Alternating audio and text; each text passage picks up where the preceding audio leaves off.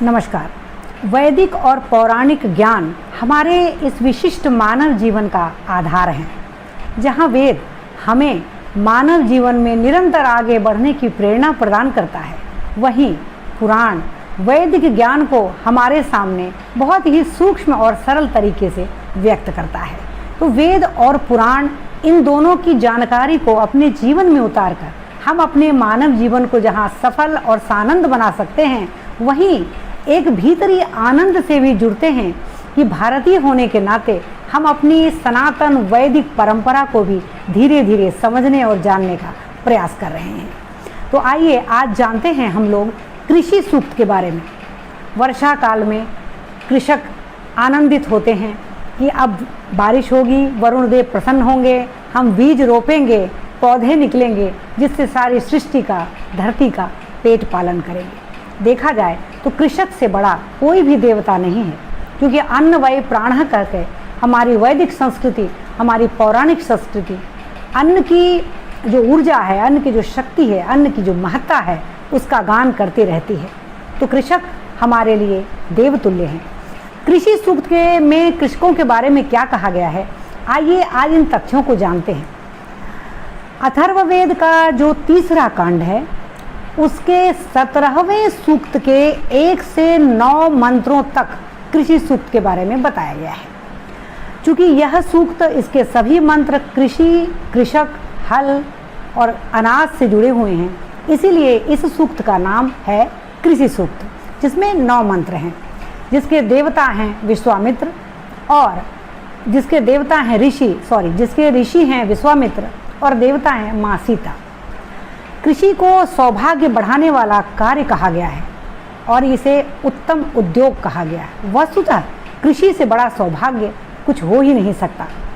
कृषि से ही मानव जाति का कल्याण करते हुए अन्न वै प्राणः का नाद हमारे वेद और पुराणों में कहा गया है।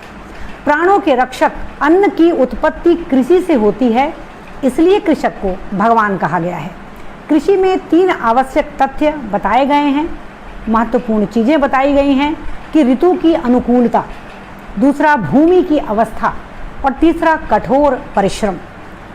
कृषि सूक्त में 2 महत्वपूर्ण प्रार्थनाएं प्राप्त होती हैं कि भूमि को वृष्टिदेव और इंद्र उत्तम वर्षा से सींचें। इंद्रः सीताम निगृह्णातु, यानी हे इंद्र और वृष्टिदेव वरुण देव इस सीता यानी धरती को उत्तम जल से सींचें।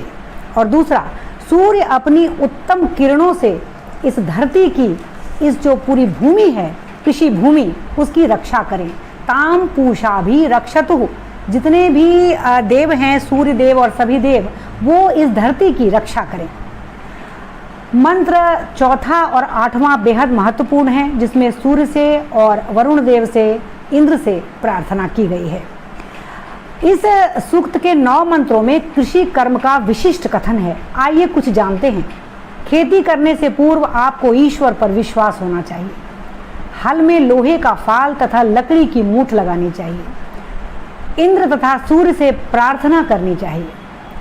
आवश्यकता पड़ने पर ही बैलों पर चाबुक उठाना चाहिए, अन्यथा बैलों पर चाबुक का प्रयोग कदापि नहीं करना चाहिए, ये वर्जित है। भूमि भाग्य देने वाली है, इसलिए घी और शहद के हवन से खेती प्रारंभ करनी चाहिए।